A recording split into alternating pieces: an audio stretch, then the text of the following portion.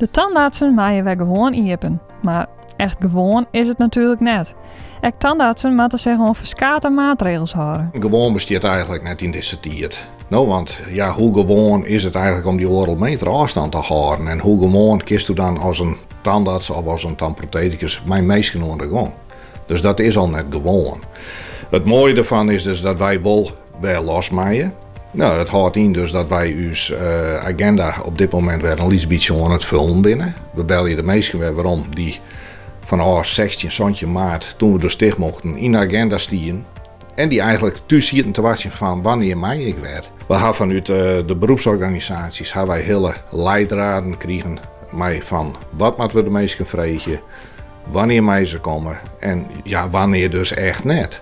Er staat al een tafeltje mij inderdaad een desinfecterende handgel. Dat vragen wij iedereen die hier binnenkomt. Maait je de handen nog kin. De bingo die kwam. Ja, ik had ze krijgt wasken tussen. Ja, kan ik net zien. Dat doet het je nog een keer. Daarna vragen we de meesten en probeer overal uit te blijven. Wij brengen je naar de kamer daar.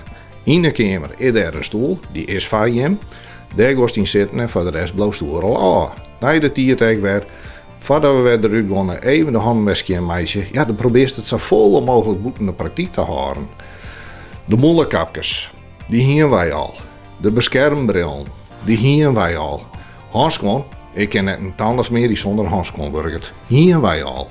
Eigenlijk uit het hele vakgaande, kon ik eigenlijk ook wel zeggen, uw tandartspraktijk, net alleen uw, alle tandartspraktijken binnen de skinste plakken die we hier eigenlijk hebben.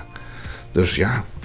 Ik vind het echt heel begrijpelijk dat er ook gewoon wordt zijn van de tandheelkunde, de mondzorg, het kan weer een beetje oppakt worden. Net voor iedereen kan de afspraak teruggaan. Viel die net helemaal noffelijk, viel die net helemaal lekker, kom alsjeblieft net. Wees gewoon eerlijk.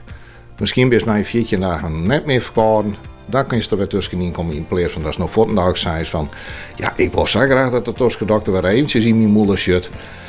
We zijn al net echt een beroep waar iedereen fluiten naar daar komt. Dus als het dan eindelijk weer een keer kan, dan moet het echt een keer kunnen.